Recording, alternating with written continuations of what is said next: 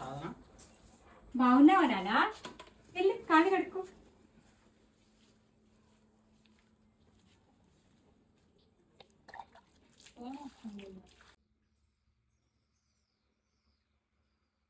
తల్లి నేను చెప్పేది ఇప్పటికైనా వినమ్మా. వాడు నిన్ను చూసుకోలేడు. వాడి దగ్గర ఏముంది? వాడికి ఉండడానికి సొంత ఇల్లు కూడా లేదు, ఈ కిరాయి కొంప తప్ప. వాడు నిన్ను మధ్యలోనే వదిలేస్తాడమ్మా. నువ్వు మొదటిసారి మా ఇంటికి వచ్చావని సంబరపడ్డా, కానీ నువ్వు ఇలా మాట్లాడతావని అనుకోలేదు నాన్న. నేను చేసింది తప్పే, కానీ ఆయన ఇష్టంగానే ప్రేమించా, ఇష్టంగానే పెళ్లి చేసుకున్నా. వాడు మంచోడు కాదు తల్లి. నీకు ఎలా చెప్పాలో నాకు అర్థం కావట్లేదమ్మా. వాడు ఒక కామ పిశాచమ్మా. కనపడ్డ ప్రతి అమ్మాయిని వాళ్ళు వేసుకొని ప్రేమించి పెళ్లి చేసుకొని డబ్బులు గుంజి వదిలేస్తాడు. నిన్ను కూడా అలా చేస్తాడని నా భయం తల్లి. మీరు ఏవేవో మాయమాటలు చెప్పి నన్ను ఇక్కడి నుంచి తీసుకెళ్దాం అనుకోకండి. నేను చచ్చినా ఇక్కడి నుంచి రాను నాన్న. నా మాట విని తల్లి, నిన్ను బాగా చదివించాను. నువ్వు చేసుకుంటా అంటే మంచి జాబ్ కూడా ఉంది. నువ్వు పెళ్లి చేసుకోవాలనుకుంటే బొచ్చడ మంది క్యూలో ఉన్నారు. ఆ పనికిమాన వాళ్ళతో నీకెందుకు తల్లి? వాడు పచ్చి తాగుపోతమ్మా. తాగి రోడ్ల మీద తిరుగుతాడు. నాన్న, ఇంకొక మాట ఆయన గురించి తప్పుగా మాట్లాడితే నేను ఊరుకోను. ఆయన ఎలా అంటాడో నాకు తెలీదా? నాకు చావైనా బతుకైనా ఆయనతోనే నాన్న. ఇంకా మీరు ఇక్కడ నుంచి వెళ్ళిపోండి.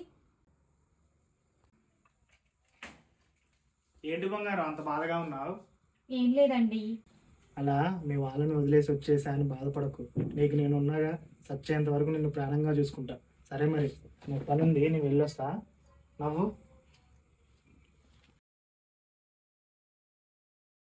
బంగారం కొన్ని మంచిలు తీసుకొనిరా. ఇదిగోండి. ఛీ, నువ్వు ఇంత గలీజోడివని అస్సలు అనుకోలేదు. నిన్ను పెళ్లి చేసుకొని పెద్ద తప్పు చేశాను. మా నాన్న మాట వినకుండా ఇంకా పెద్ద తప్పు చేశాను. ఎంతమంది అమ్మాయిలు కావాలి నీకు? నువ్వు ఇంత పెద్ద కామ పిశాచివని నేను అస్సలు అనుకోలేదు. తెలిసిపోయిందా? ఏం చేస్తావు? ఏం చేయలేవు. నిన్ను పెళ్లి చేసుకున్న ఆల్రెడీ నీ కడుపున కాయగా ఇచ్చిన, మధ్యలో ఎక్కడికి పోలేదు. ఇప్పుడు నిన్ను ఎవ్వడూ పెళ్లి చేసుకోడు. ఒకవేళ పెళ్లి చేసుకున్నా నేను ఎవ్వడు సుఖంగా చూసుకోలేడు. నాకు తెలుసురా నువ్వు ఇలా మాట్లాడతావని.